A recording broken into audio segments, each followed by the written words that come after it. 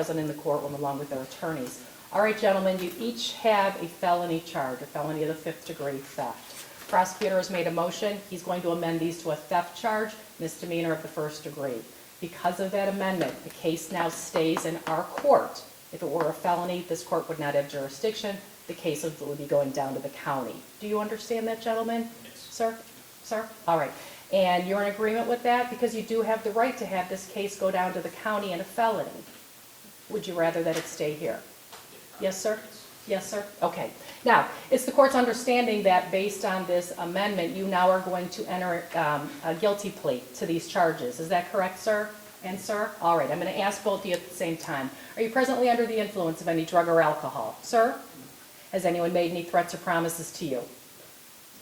Do you understand by admitting today you're giving up your constitutional rights to go to trial, to cross-examine witnesses, to summon or subpoena your own witnesses, and to testify on your own behalf if you chose to testify? Do you understand that, sir?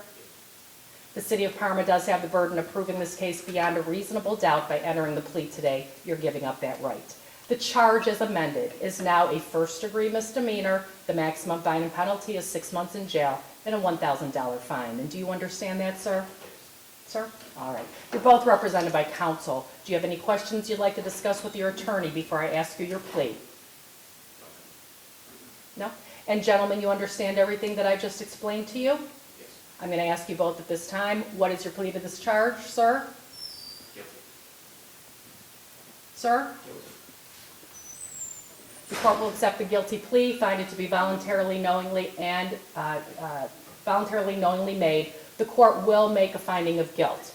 All right, counsel, did you want to go forward with sentencing today? We would, Your Honor. All right, before we go, before I hear from you attorneys, is there anything that the city has to say? Not much, Your Honor. I guess we just want to put on the record that Marcy's law has been complied with. City of Parma thinks this is an appropriate resolution. A case like this, frankly, should stay in the city.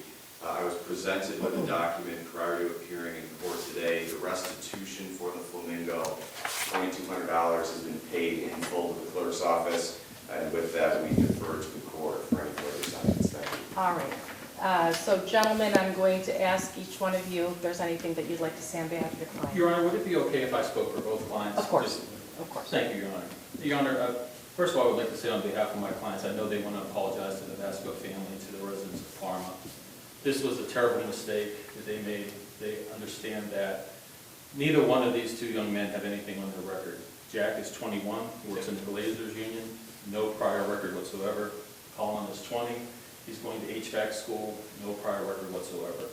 I met these two young men initially in Mr. Gudinski's office about 2 weeks ago. When I walked in, I was a few minutes late. They were already 100% accepting responsibility. There was never any posturing or let's make it difficult for the city. They were very remorseful.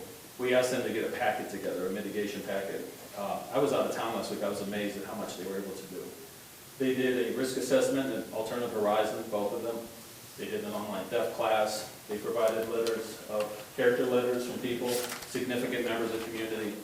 They both have family here today, Your Honor. They have good family support.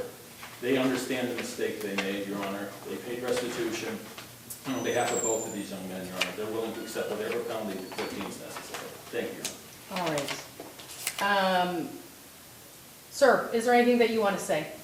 Yes, Your Honor. I would like to formally apologize to the Vasco family, all the residents of Parma, the Parma Police Department, and you for this mistake that I made.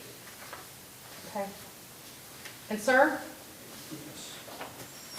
I would like to apologize to the Vasco family, the residents of Parma, the police department, and Your Honor. We now understand the significance of the flamingo and the broader implications of our actions. Had we possessed this knowledge at the time, we are confident we would not be in this situation today. Nevertheless, our lack of awareness doesn't excuse our actions. This incident has been a profound learning experience, and we are truly remorseful. We assure you this won't happen again. We also apologize to our family and friends. We could recognize the disappointment and concern we have caused, and we are truly sorry. We've used this time to reflect deeply and understand the seriousness of our actions moving forward. We are dedicated to making better choices and restoring the trust we've lost. Thank you, gentlemen. Thank you, Your Honor. Counsel, anything that you want to say? Nothing further. Thank you, Your Honor. I have to admit, I'm struggling with this case, and I'm struggling with you two individuals. And I think you know, your attorneys have told you, this is not the first time this has happened. We hope, the community hopes, that it's the last. And I kind of lost sleep over this because I am struggling. Gentlemen, I know that you're not bad men, and I know that you're not evil, and I know that you're not horrible. But you are grown adults, right? You are not kids.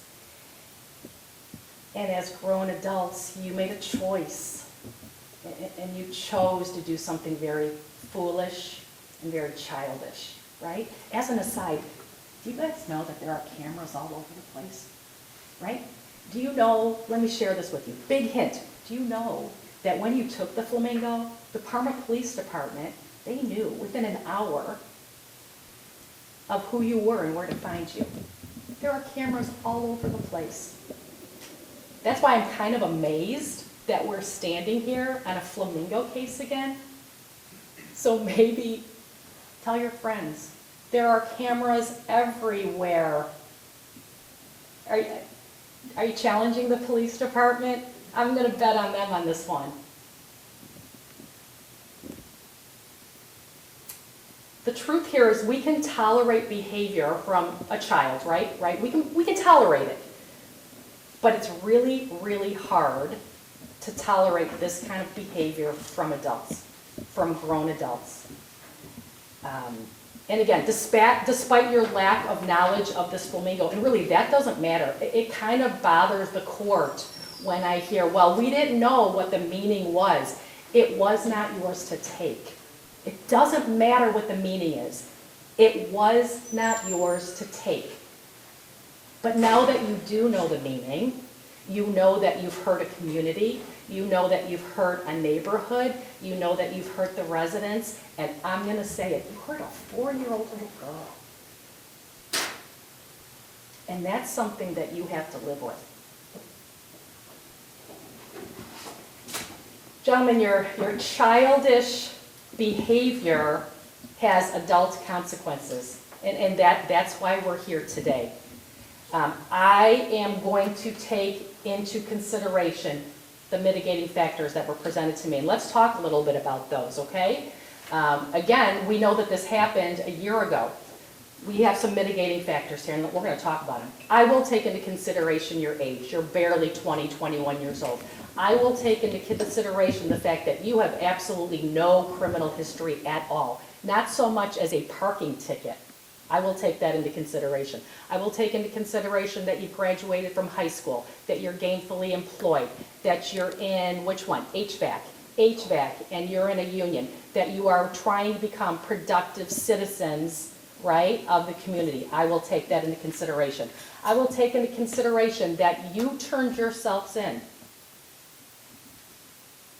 I will take into consideration that you fully cooperated with the police department. I will take into consideration the fact that you returned the flamingo. It was damaged, you returned it. And I will take into consideration the fact that before you came into court, before I saw you gentlemen, you paid restitution in full. I will take all that into consideration, along with the fact that you've had an assessment, along with the fact that there was no drug and or alcohol involvement in this case. I'll also take into consideration the fact that when you committed this crime, that was the end of your crime spree. You didn't go to another store and steal from them, right? I will take all that into consideration. I know that you've had an assessment. I know that the assessment comes back as low to no risk of recidivism. I will take all that into consideration.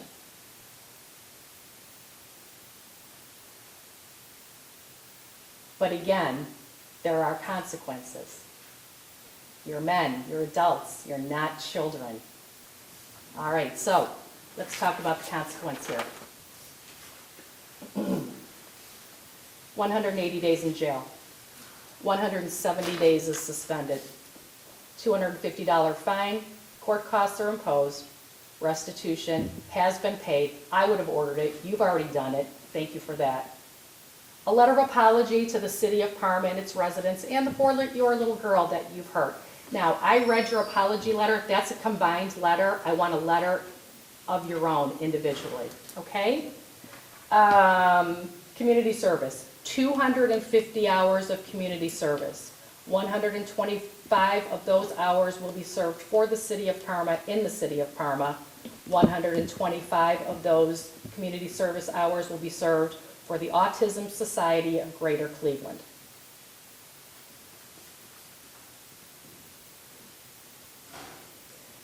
As far as your jail time, when a person goes to jail, the city pays for it, which means the residents pay for it, which means the taxpayers pay for it. That's not going to happen here. The city of Parma will be directed to calculate the cost of confinement, and gentlemen, you will be required to pay that cost. The residents of the city of Parma will not be paying for your behavior. You'll be paying for that. Moms and dads, I know you're in the courtroom. This is your adult children's responsibility, not yours. We do not want your money. We want theirs. Within 30 days of your release from jail, you must pay the cost of your confinement within 30 days. As far as all the other court costs and fines, if they need time to pay, I will give them time to pay. Thank you, Your Honor. Counsel, do you have any questions for me? No, Your Honor, Sir. thank you very much. Gentlemen, do you have any questions for me? You are on probation, I don't know if I said this, you are on probation to this court for the next 36 months. You have 170 days of jail hanging over your head. If you violate any of the terms of your probation, if you don't do what the court has ordered you to do, you will come back and see me. If you come back and see me, I will put you in jail for 170 days. Gentlemen, that is my promise to you. I keep my promise. I'm assuming your promise to me is that you will never have to step foot in this courtroom again, right? All right. Gentlemen, you have 10 days of jail to serve. Your jail time starts today. Thank you, Your Honor. Thank you very much.